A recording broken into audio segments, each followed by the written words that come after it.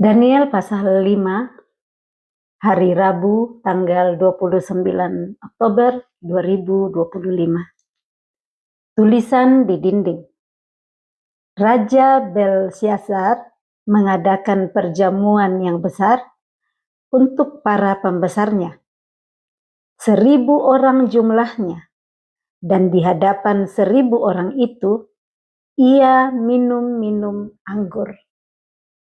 Dalam kemabukan anggur, Belsyazar menitahkan orang membawa perkakas dari emas dan perak yang telah diambil oleh Nebukadnezar ayahnya dari dalam bait suci di Yerusalem, supaya raja dan para pembesarnya, para istri dan para gundik, mereka minum dari perkakas itu. Kemudian dibawalah perkakas dari emas dan perak itu yang diambil dari dalam bait suci, rumah Allah di Yerusalem. Lalu raja dan para pembesarnya, para istri dan para gundik mereka minum dari perkakas itu. Mereka minum anggur dan memuji-muji dewa-dewa dari emas dan perak, tembaga, besi, kayu, dan batu. Kita sampai di pembacaan Daniel pasal 5. Kali ini langsung nama raja yang baru, nama Belsyazar. Padahal di pembacaan kita Daniel pasal 4 masih bercerita tentang Raja Nebukadnezar. Jadi di sini kita lihat bahwa satu pasal ke pasal berikut itu ini jaraknya pasti lama. Karena di pasal 4 bercerita tentang Nebukadnezar, bagaimana Nebukadnezar yang sombong, yang tidak mau dengar-dengaran nasihat daripada Daniel, sudah diberikan Tuhan penglihatan di dalam mimpi apa yang akan terjadi kepada dia kalau dia nggak berubah, kalau dia nggak mengubah perbuatannya, meninggalkan dosa-dosanya seperti yang dinasehatkan Daniel. Tetapi waktu 12 bulan yang diberikan kepada Nebukadnezar tidak dipergunakan dengan baik. Dia pakai waktu 12 bulan itu untuk terus membangun keperkasaannya, kejayaannya, kekuasaannya. Semua itu mimpi yang diperlihatkan kepada dia, bahkan maknanya sudah disampaikan oleh Daniel dengan pertolongan Tuhan, tetapi apakah dia karena pandang enteng atau bagaimana, dia nggak mau dengar apa nasihat Daniel supaya mimpi itu nggak terjadi dalam hidupnya. Dia nggak dengar-dengaran sehingga seperti kita sudah baca di Daniel pasal 4, semua yang diperlihatkan di dalam mimpinya, dia alami semuanya. Dia mengalami bagaimana dia dihalau dari antara manusia, dia makan rumput seperti lembu, tubuhnya basah oleh embun dari langit, sampai rambutnya pun menjadi panjang seperti bulu burung Raja Wali dan kukunya seperti kuku burung. Dan itu dia alami selama waktu 7 tahun lamanya. Nebukadnezar dimasukkan di dalam sekolah kehidupan selama 7 tahun. Dan saya percaya di dalam masa 7 tahun itu, dia mulai belajar merendahkan hatinya. Dia mulai belajar untuk mengakui semua kekuasaan Tuhan, yang mana sebelumnya dia merasa dialah yang terbesar. Dia berkata, bukankah ini Babel yang besar itu, yang dengan kekuasaan dan kekuatan kuasaku aku bangun, kemuliaanku, kebesaranku telah kubangun menjadi kota kerajaan. Semua kesombongannya dihancurkan dengan proses 7 tahun sekolah kehidupan. Di antara lembu-lembu, di antara binatang-binatang yang lain, hidup di padang, sampai dia mengakui bahwa Tuhan yang maha tinggi, yang berkuasa atas kerajaan manusia, yang memberikannya kepada siapa yang dikehendakinya dan bisa mencabutnya dari orang yang tidak mau mendengar apa yang diperintahkan Tuhan kepadanya. Dan kita bisa lihat pelajaran dari Daniel pasal 4 ini, bahwa saat kita sombong, kita congkak, kita tidak mau dengar-dengar nasihat, ada konsekuensi yang kita bisa dapat di sana. Tetapi sekalipun ada konsekuensi yang berat, yang susah dilewati, tetapi saat kita mau berbalik, kita mau merendahkan hati, kita mau bertobat, meninggalkan cara hidup kita yang lama, Tuhan itu pengasih dan penyayang. Dia ampuni Nebukadnezar saat itu, dia kembalikan kerajaannya, bahkan kemuliaan yang diberikan kepada Nebukadnezar lebih besar daripada yang dahulu diberikan kepadanya. Jadi ini sedikit ringkasan yang saya bagi ulang untuk kita ingat pembacaan Daniel pasal 4, itu isinya kesaksian Nebukadnezar. Nah, apa kesaksian hidup kita yang kita bisa bagikan nantinya? Apa sekolah kehidupan di mana Tuhan bawa kita? Saya percaya setiap kita punya cerita, kesaksian yang bisa kita bagikan, di mana Tuhan menyekolahkan kita dengan tahun-tahun tertentu. Nebukadnezar 7 tahun, mungkin ada yang cuma 1 tahun sekolahnya, mungkin ada 2 tahun, 3 tahun, 10 tahun, 15 tahun, 20 tahun. Masing-masing punya waktu sekolah kehidupan yang berbeda. Yang utama adalah apakah kita mau merendahkan hati saat kita ada di dalam sekolah kehidupan, supaya kita ngaku bahwa segala sesuatu hanya berasal daripada Tuhan, oleh Dia kepada Dia, bagi Dia kemuliaan sampai selama-lamanya. Sesudahnya Nebukadnezar mengakui, memuji Tuhan, meninggikan dan memuliakan Raja sorga yang segala perbuatannya adalah benar dan jalan-jalannya adalah adil, yang sanggup merendahkan mereka yang berlaku congkak. Yang congkak-congkak sampai hari ini mungkin masih belum dapat, tetapi hati-hati. Kalau terus-terus congkak, tidak mau dengar nasihat, kita sudah lihat pelajaran hidup Nebukadnezar. Mari kita semua, saya mau sekali berubah setelah mendengar firman ini, terus-menerus diperlihatkan kepada Tuhan pengajaran-pengajarannya, kesalahan-kesalahan yang dilakukan, dan Dia ngajar kita gimana caranya untuk bisa dipulihkan. Dan saya percaya kasih Tuhan masih ada untuk menolong kita, untuk dijemput kembali seperti Nebukadnezar dijemput kembali oleh para menterinya, para pembesarnya, dikembalikan kepada kerajaannya, bahkan jauh lebih daripada itu.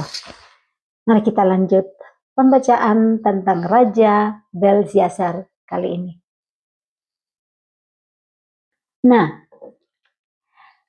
kalau kita lihat di sini bagaimana Raja Belsyazar ini mengadakan perjamuan yang besar. Dia lakukan ini untuk para pembesarnya, jadi bukan untuk rakyat kecil. Dia hanya lakukan ini untuk semua pembesar-pembesarnya. Rakyat kecil nggak diundang kali ini dalam pestanya. Nah, ada 1.000 orang jumlahnya ini para pembesarnya. Saking besarnya ini kerajaan yang dia pimpin. Dan di hadapan 1.000 orang itu, ia minum anggur. Nah, anggur kita tahu kalau tidak dibatasi jumlahnya, bisa membuat mabuk. Dan inilah yang terjadi, ayat 2, dalam kemabukan anggur. Dalam keadaan mabuk, Belsyazar menitahkan orang membawa perkakas dari emas dan perak yang telah diambil oleh Nebukadnezar ayahnya dari dalam bait suci di Yerusalem. Kalau dalam keadaan mabuk, orang sudah bisa bertindak dengan tidak sadar, kurang sadar, tidak berpikir jauh, tidak tahu apa resiko yang bisa terjadi saat kita mabuk dan melakukan perintah. Bisa terjadi juga itu dilakukan tanpa melihat bagaimana nilai dari barang yang diminta oleh dia itu. Perkakas-perkakas itu adalah suci, hanya dipakai di dalam bait suci, menghormati Allah yang kudus, dan dia tidak perhatikan itu lagi. Dia tahu bahwa bangsa Israel, di mana Nebukadnezar mengambil perkakas itu dari bait suci di Yerusalem, menjaga kehormatan, menjaga kekudusan dari barang-barang itu karena hanya dipakai untuk melayani Tuhan. Dan itu di dalam kemabukannya, dia perintahkan, dia titahkan orang bawa semua perkakas itu, kemudian dia pakai bersama para pembesarnya, para istrinya, para gundiknya, mereka minum dari perkakas itu. Ada hal yang kita bisa lihat, ini raja yang berkuasa, dia nggak punya cuma satu istri karena disebut para istri, dia nggak punya cuma satu gundik karena para gundik, nggak dijelaskan berapa, seperti Salomo ya.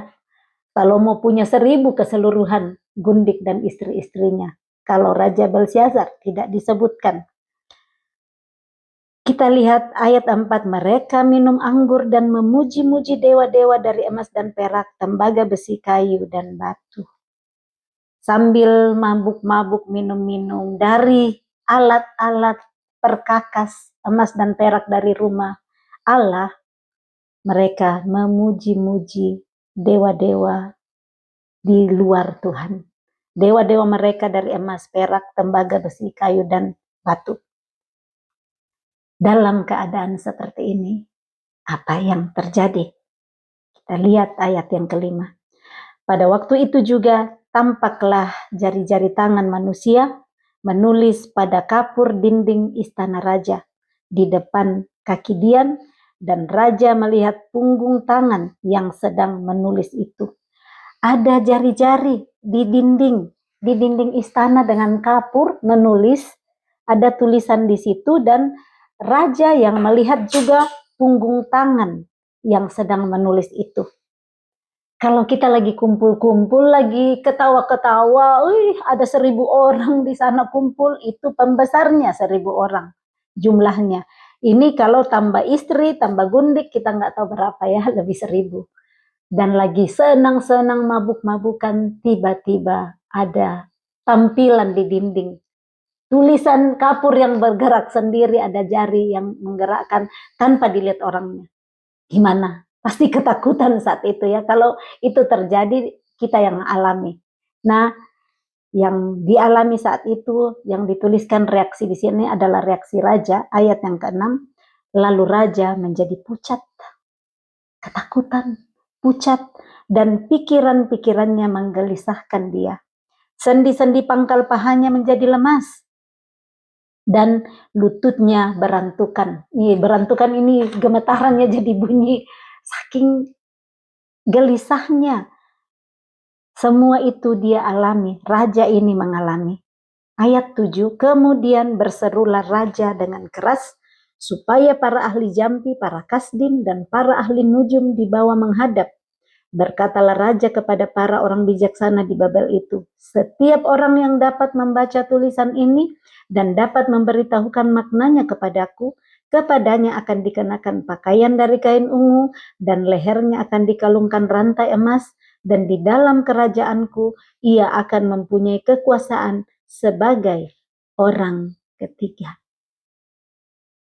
Saya mencari tentang Raja Belsyazar ini, dan saya temukan ternyata info yang saya dapat ini ditulis di sini Nebukadnezar ayahnya di ayat 2. Tetapi ternyata ayahnya itu namanya Nabonidus, dan ayahnya ini kemungkinan dialah anak dari Nebukadnezar, jadi dia pelanjut generasi dari Nebukadnezar.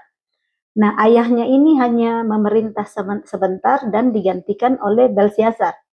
Jadi ayahnya ini menempati posisi pertama, Belsyazar posisi kedua, dan ini posisi ketiga dijanjikan kepada orang yang bisa untuk membaca dan memberikan makna, memberitahukan makna tulisan yang ada di dinding istana tersebut.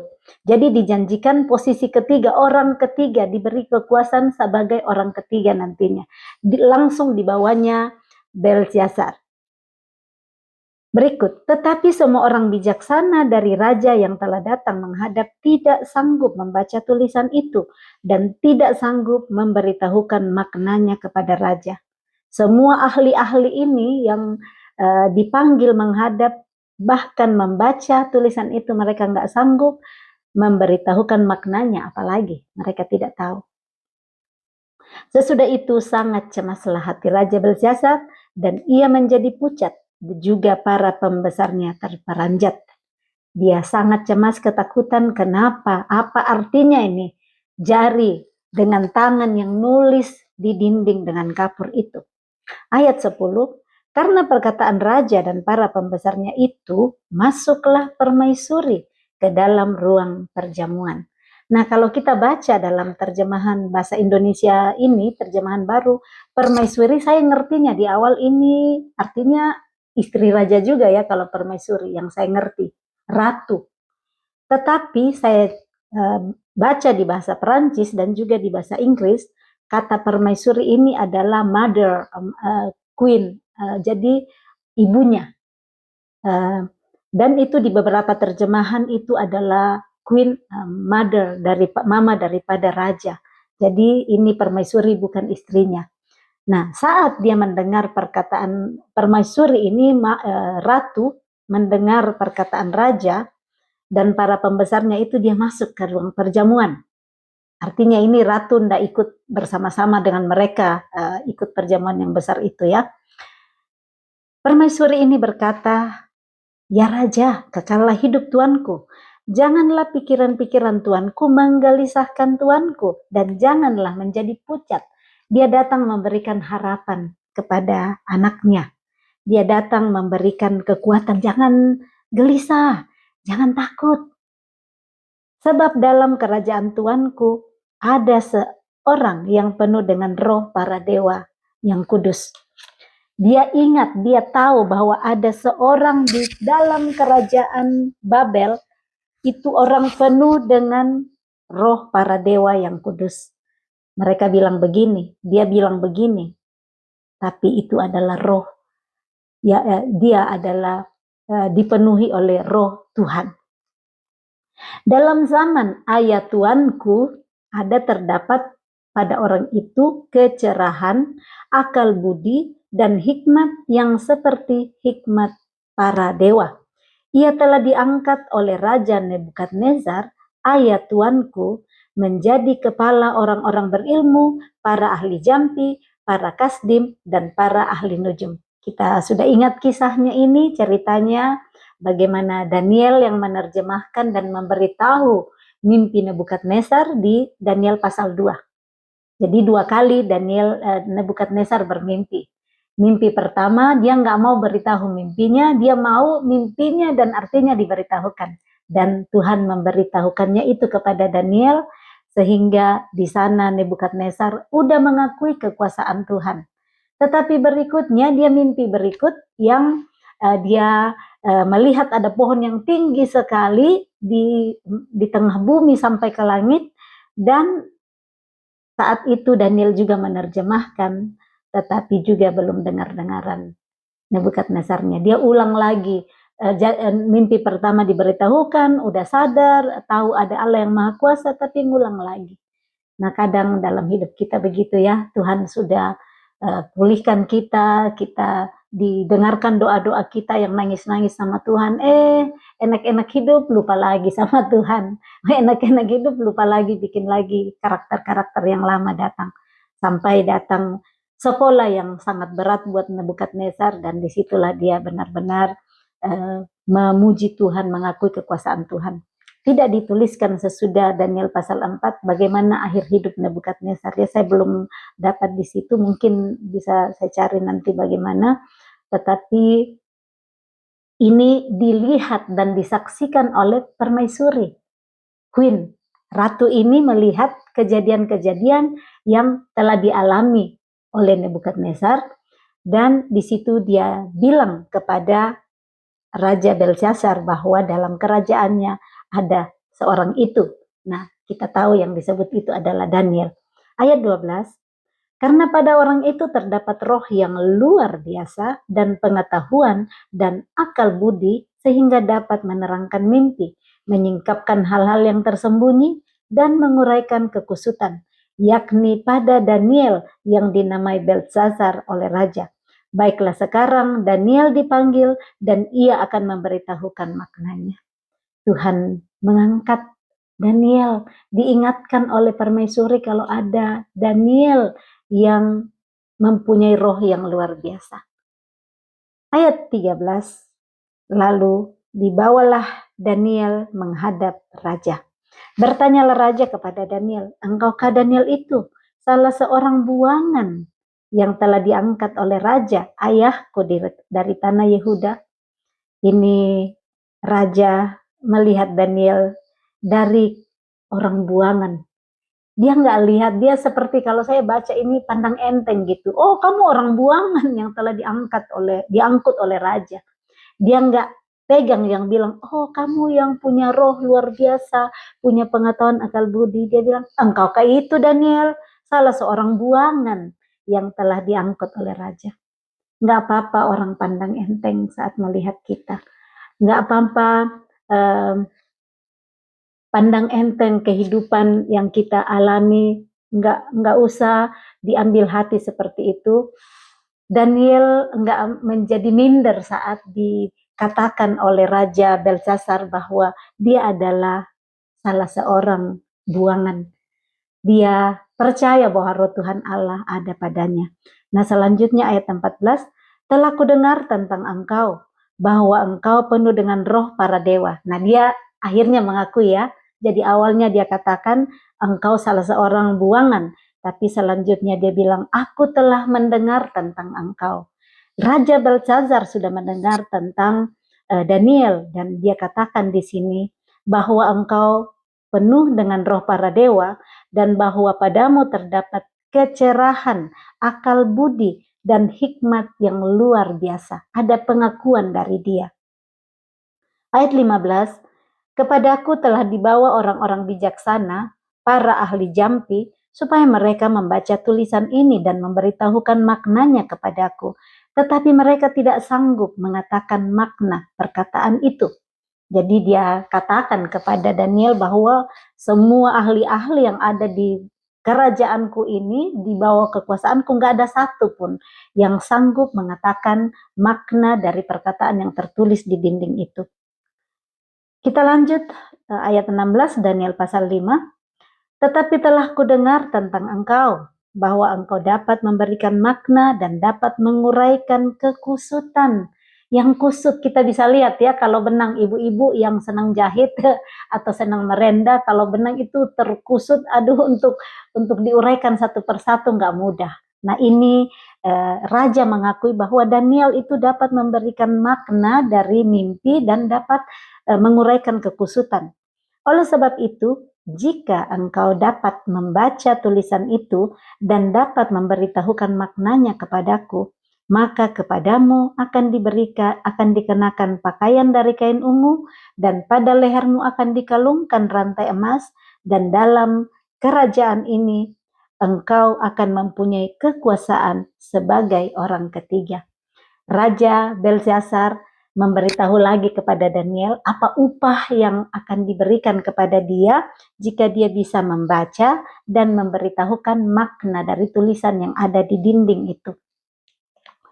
Kita lihat ayat 17, kemudian Daniel menjawab raja, tahanlah hadiah tuanku, berikanlah pemberian tuanku kepada orang lain.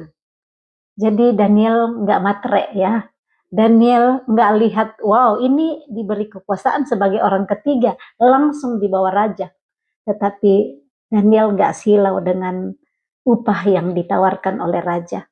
Daniel hanya mau melaksanakan misi yang Tuhan berikan kepada dia untuk memberitahukan apa arti dari tulisan yang ada di dinding istana itu. Namun demikian, aku akan membaca tulisan itu bagi raja dan memberitahukan maknanya kepada tuanku. Maksudnya di sini nggak apa-apa, aku nggak usah dikasih hadiahnya gitu, tahanlah hadiahnya.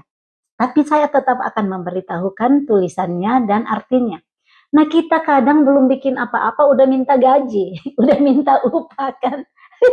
Kadang kita itu belum bikin dikit aja, mana upah saya dapat dapat bonus apa.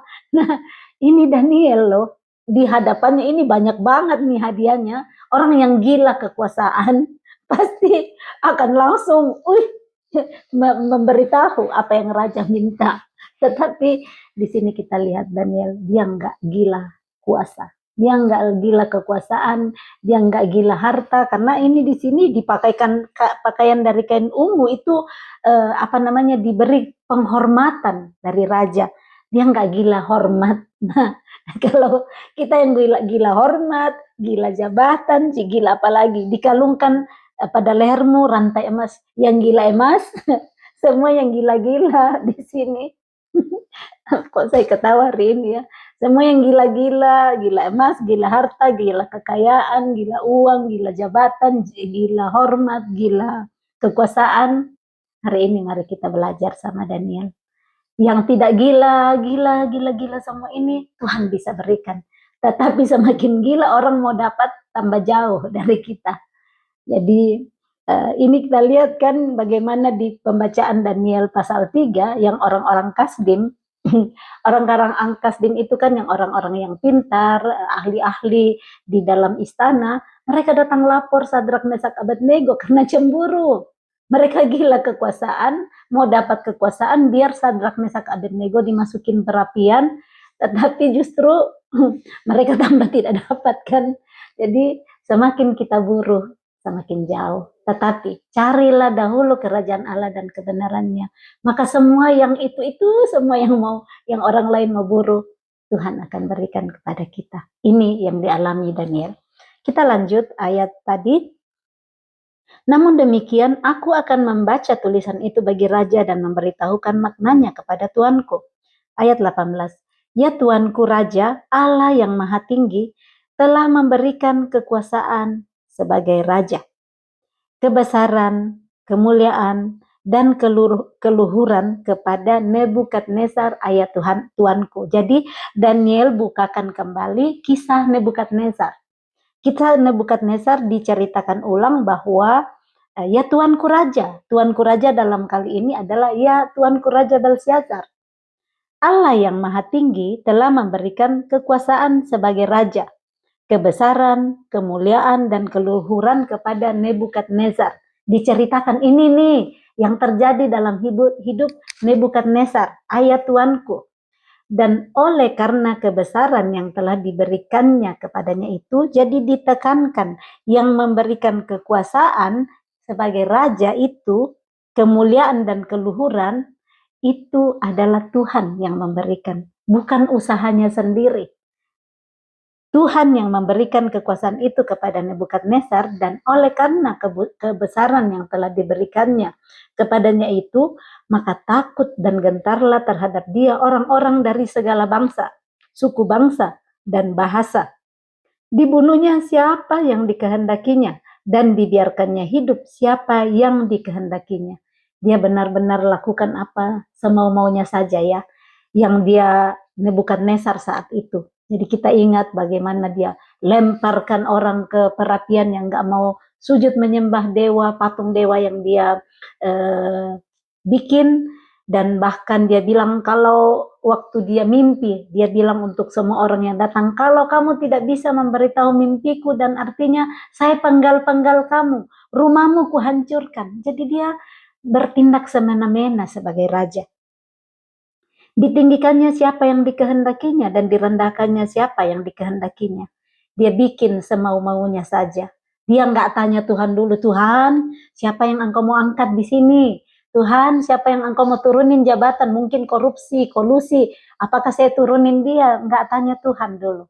Nah, dalam hidup kita kadang kita bertindak seperti Nebukadnezar tanpa kita sadar.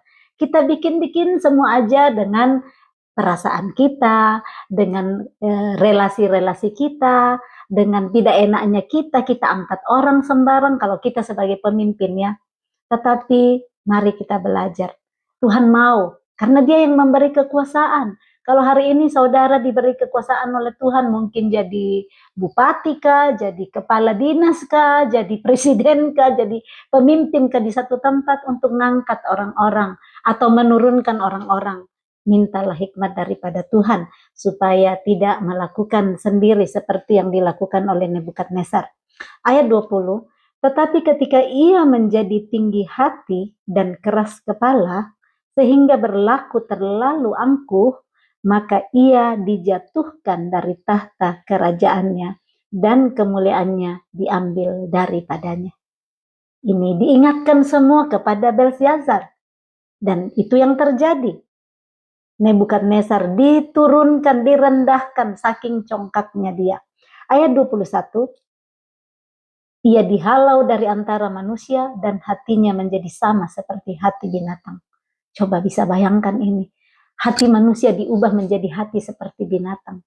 Nah, sangat rendah, sangat direndahkan. Dan tempat tinggalnya ada di antara keledai hutan. Kepadanya diberikan makanan rumput seperti kepada lembu, dan tubuhnya basah oleh embun dari langit. Sampai ia mengakui bahwa Allah yang maha tinggi berkuasa atas kerajaan manusia dan mengangkat siapa yang dikehendakinya untuk kedudukan itu. Tujuan melewati peremukan, tujuan melewati penghancuran, perendahan serendah-rendahnya yang dialami oleh Nebukadnezar. Tujuannya hanya satu, sampai ia mengakui bahwa Allah yang maha tinggi, yang berkuasa atas kerajaan manusia dan yang mengangkat siapa yang dikehendakinya untuk kedudukan itu. Ayat 22, tetapi tuanku Belsyazar, anaknya, tidak merendahkan diri, walaupun tuanku mengetahui semuanya ini. Kunci ada di sini. Belsyazar pastinya sudah lihat semua perjalanan Nebukadnezar. Dia tahu yang terjadi selama 7 tahun melewati penderitaan, sekolah kehidupan di padang belantara dengan binatang-binatang yang dialami oleh Nebukadnezar akibat kesombongannya, kecongkakannya, semau-maunya dia. Tetapi Raja Belsyazar tidak mengambil pelajaran dari sana. Dia tidak lihat contoh bahwa kalau kita congkak, kalau kita sombong, kalau kita mau semau-maunya bikin perintah, tidak menghormati kekudusan Tuhan. Tadi kita lihat bagaimana dia minta untuk ambil semua peralatan perkakas bait suci yang diambil Nebukadnezar dari Yerusalem. Dia pakai dengan gundiknya, dengan para istrinya, pembesarnya untuk minum-minum dan memuji-muji dewa-dewanya. Tuhan murka atas perbuatan ini. Dia nggak belajar bagaimana dulu Nebukadnezar mengalami perendahan karena tidak menghormati kekudusan Tuhan. Ayat 23, Tuanku meninggikan diri terhadap yang berkuasa di sorga. Perkakas dari baitnya dibawa orang kepada tuanku. Lalu tuanku serta para pembesar tuanku, para istri dan para gundik tuanku telah minum anggur dari perkakas itu. Tuanku telah memuji-muji dewa-dewa dari perak dan emas, dari tembaga, besi, kayu dan batu, yang tidak dapat melihat atau mendengar atau mengetahui, dan tidak tuanku muliakan Allah yang menggenggam nafas tuanku dan menentukan segala jalan tuanku. Dia langsung tunjuk, dia kasih tahu langsung, Daniel kasih tahu langsung Belsyazar apa yang dia lakukan dan yang dia tidak lakukan. Dikatakan di sini bahwa engkau tidak muliakan Allah yang menggenggam nafasmu, yang menentukan segala jalanmu. Yang menggenggam nafas hidup kita adalah Tuhan. Yang menentukan segala jalan hidup kita adalah Tuhan. Mari hari ini kita hormati kekudusan Tuhan yang pegang nafas kita. Jangan bilang, ya kan saya masih muda, saya masih sehat, saya nggak sakit, saya masih bisa hidup. Sampai 1000 tahun lagi, ada puisi ya, Khairil Anwar kalau saya nggak salah ingat. Sampai aku hidup 1000 tahun lagi. Kita bisa berkata begitu. Tapi yang pegang nafas hidup kita adalah Tuhan. Kita nggak tahu, mungkin besok nafas hidup itu sudah tidak diberikan lagi kepada kita. Muliakanlah dia, pemegang nafas hidup kita, yang genggam nafas hidup kita.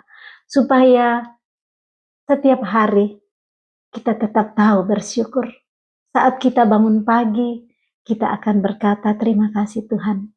Nafas hidup masih Engkau percayakan buat aku hari ini. Terima kasih Tuhan, bahwa Engkau masih mengizinkan saya hidup hari ini. Tentukan, tunjukkan jalan-jalan hidupku hari ini. Dan ini tidak dilakukan oleh Raja Belsyazar. Ayat 24, sebab itu ia menyuruh punggung tangan itu dan dituliskanlah tulisan itu. Ada kata sebab itu. Akibat dari semua yang dilakukan oleh Belsyazar itu membuat dia ada tulisan yang datang untuk Tuhan menyuruh punggung tangan itu untuk menuliskan tulisan yang ada di dinding. Ayat 25, maka inilah tulisan yang tertulis itu. Mene mene tekel ufarsin. Dan inilah makna perkataan itu. Mene, masa pemerintahan Tuanku dihitung oleh Allah dan telah diakhiri. Tekel, Tuanku ditimbang dengan neraca dan didapati terlalu ringan. Peres, ini saya cari kok peres, tadi ditulis ufarsin, tapi ditulis peres di sini. Jadi mungkin ini peres sama dengan ufarsin ya. Kerajaan Tuanku dipecah dan diberikan kepada orang Media dan Persia. Jadi ini tulisan yang ada di dinding sanggup dibaca oleh Daniel pastinya, karena Tuhan yang memberi hikmat kepada dia yang tunjukkan, dan diberikan artinya mene-mene tekel ufarsin, dan dibagi-bagi ini artinya dari mene itu masa pemerintahan Tuanku dihitung oleh Allah dan telah diakhiri. Tuhan yang sanggup mengangkat raja dan yang mencabut kekuasaan raja. Dan ini yang sudah dihitung masa pemerintahan Raja Belsyazar, sudah dihitung dan sudah diakhiri oleh Allah.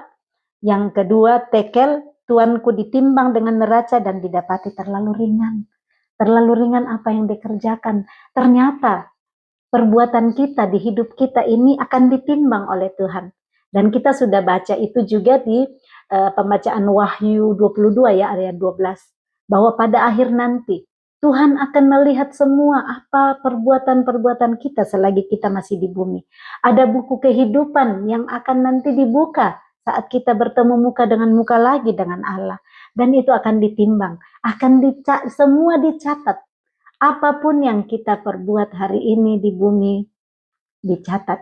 Ada bukunya masing-masing kita. Buku kehidupan kita ada di tangan Tuhan. Nggak ada yang tersembunyi. Mungkin hari ini kita sembunyi-sembunyi di kamar bikin sesuatu yang kita pikir nggak ada yang lihat. Tetapi itu pun tercatat dalam buku kehidupan. Yang dilihat sesama, yang tidak dilihat sesama, tidak ada yang tersembunyi di hadapan Tuhan. Ibrani 4 ayat 13, di hadapan Tuhan tidak ada satupun yang tersembunyi. Semua telanjang di hadapan Tuhan yang kepadanya kita akan memberikan pertanggungan jawab. Dan ini kita baca di ayat 27, tekel, Tuanku ditimbang dengan neraca dan didapati terlalu ringan. Maukah kita timbangan kita didapati berat dalam arti kita melakukan perintahnya, kita melakukan apa yang Tuhan mau. Kita sudah bagi sebelumnya bagaimana Yohanes 14 ayat 15 berkata, barang siapa yang mengasihi aku, dia akan mengikuti segala perintahku. Di pembacaan Markus 12 kemarin ya, bagaimana dikatakan di situ, kasihilah Tuhan Allahmu dengan, masih ingat 4S, mengasihi Tuhan Allah dengan segenap hati, segenap jiwa, segenap akal budi, dan segenap kekuatan. Nah, bagaimana itu? Itu yang akan diukur nanti. Apakah kita mengasihi Allah dengan segenap 4S itu? Nah, mengasihi Allah kan kita udah pelajari kemarin dengan menuruti segala perintahnya. Perintah Tuhan, kata 1 Yohanes 5 ayat 3, perintahnya nggak berat. Nggak berat kalau kita kosong dituntun oleh Roh Kudus. Tetapi kalau kita pakai kekuatan sendiri, pasti berat sekali. Pasti berat. Ngampunin orang yang menyakiti pasti sangat berat. atau jadi orang jujur kalau sudah terbiasa bohong, pasti berat sekali dilakukan. Tapi saat kita mau dituntun oleh Tuhan, pasti dari pembohong kita latihan jadi orang jujur. Dari orang yang suka mencuri jadi tidak mencuri. Dari orang yang sombong bisa berubah jadi tidak sombong. Dari nggak mau ngampunin bisa mengampuni. Dari pemarah jadi nggak pemarah. Dari cerewet semua diubahkan Tuhan. Pasti semua tidak berat kalau kita mengikuti perintah Tuhan. Ya, 1 Yohanes 5 ayat 3. Kalau saya nggak salah ingat. Nah, saya cek dulu supaya kita baca bagaimana supaya timbangan kita nantinya bisa jadi berat, tidak ringan seperti Raja Belshazzar. Kita buka dulu 1 Yohanes 5 ayat 3. Ya, betul sekali ya. 1 Yohanes 5 ayat 3, sebab inilah kasih kepada Allah, yaitu bahwa kita menuruti perintah-perintahnya. Perintah-perintahnya itu tidak berat. Jadi kalau bilang berat sekali, tidak mungkin saya lupakan perbuatannya yang sangat menyakiti hati. Kata-katanya merobek jantungku. Kata-katanya membuat hatiku berdarah-darah. Itu bisa dilakukan oleh saudara kita kah, teman kita, bisa teman baik sekali yang malah membuat hati kita terobek-robek, atau pasangan kita sendiri, dan kita akan bilang, bagaimana saya bisa lakukan perintah Tuhan mengampuni, terlalu berat. Nah, ini firman Tuhan bisa tolong kita bahwa saat kita mau melakukan perintah Tuhan, mengasihi Dia, perintahnya tidak berat. Nah, ini supaya timbangan kita nanti saat ditimbang, kita bisa didapati timbangannya nggak ringan, tapi timbangan kita berat. Nah, yang Peres itu, yang terakhir Ufarsin, itu kerajaan Tuhanku dipecah dan diberikan kepada orang Media dan Persia. Jadi kerajaan Babel itu nantinya terpecah dan dibagi 2 kepada orang Media dan Persia. Ayat 29, lalu atas kita Belshazzar dikenakanlah kepada Daniel pakaian dari kain ungu, dan pada lehernya dikalungkan rantai emas, dan dimaklumkanlah tentang dia bahwa di dalam kerajaan ia akan mempunyai kekuasaan sebagai orang ketiga. Benar sekali ya, dia pegang janji nih Belshazzar. Semua janjinya tadi Daniel dapat. Sekalipun Daniel bilang simpan saja itu semua hadiah Tuanku, tahanlah hadiah Tuanku. Tetapi ternyata memang Raja memberikan semua itu kepada Daniel, dan dia menempati posisi ketiga sekarang setelah Raja. Nah, ayat 30, pada malam itu juga terbunuhlah Belshazzar, Raja orang Kasdim itu. Amin. Kita lihat ya pelajaran yang luar biasa dari pembacaan Daniel pasal 5. Saya percaya Roh Kudus yang akan terus menuntun kita, menolong kita dari hari ke hari saat kita mau terus-menerus kosong, mau rendah hati untuk mendapat tuntunan, bimbingan, pengajaran dari Roh Kudus dari setiap pembacaan firman yang kita baca setiap hari. Kita terus rindu untuk ditolong oleh Tuhan melalui apa? 2 Timotius 3 ayat 16 kita baca ulang. Segala tulisan yang diilhamkan Allah, termasuk Daniel pasal 5 yang kita baru baca, dan Daniel pasal 1, 2, 3, 4 juga, itu memang bermanfaat untuk 1, mengajar, 2, untuk menyatakan kesalahan, 3, untuk memperbaiki kelakuan, dan 4, untuk mendidik kita dalam kebenaran. Nah, kalau kita mau ambil semua pelajaran-pelajaran dari hidup Daniel, hidup Sadrak, Mesak, Abednego, pelajaran Nebukadnezar, pelajaran Raja Belshazzar hari ini, pasti kita akan mempunyai hidup yang berkelimpahan. Kalau kita setia merenungkan siang dan malam, sehingga kita bertindak hati-hati di dalam cara kita hidup hari ini dengan semua pelajaran-pelajaran hidup yang kita peroleh dari tulisan-tulisan yang diilhamkan Allah dalam Alkitab ini, sehingga nantinya ayat 17 2 Timotius 3, dengan demikian tiap-tiap manusia kepunyaan Allah termasuk saudara dan saya diperlengkapi untuk setiap perbuatan yang baik. Dan perbuatan yang baik itulah yang Tuhan mau supaya kita lakukan, karena Tuhan sudah menciptakan kita di dalam Kristus Yesus. Dengan di sini saya baca ya, Efesus 2 ayat 10. Tuhan sudah menciptakan kita di dalam Kristus Yesus untuk melakukan perbuatan baik yang Dia sudah sediakan untuk kita sejak sebelum kita dilahirkan. Saya baca ulang di sini Efesus 2 ayat 10 untuk kita tutup pembacaan ini. Karena kita ini buatan Allah, diciptakan dalam Kristus Yesus untuk melakukan pekerjaan baik yang dipersiapkan Allah sebelumnya. Ia mau supaya kita hidup di dalamnya. Kita akan diperlengkapi dengan semua perbuatan yang baik, pekerjaan yang baik, untuk hidup seperti yang Tuhan rindukan saat Dia menciptakan kita.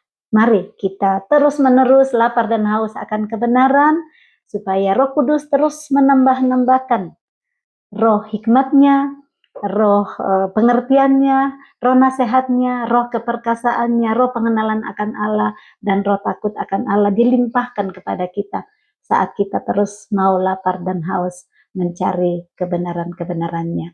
Carilah dahulu kerajaan Allah dan kebenarannya, maka semua yang dicari, yang digila-gilain manusia akan ditambahkan kepada kita. Salam kasih, Tuhan Yesus memberkati. Shalom.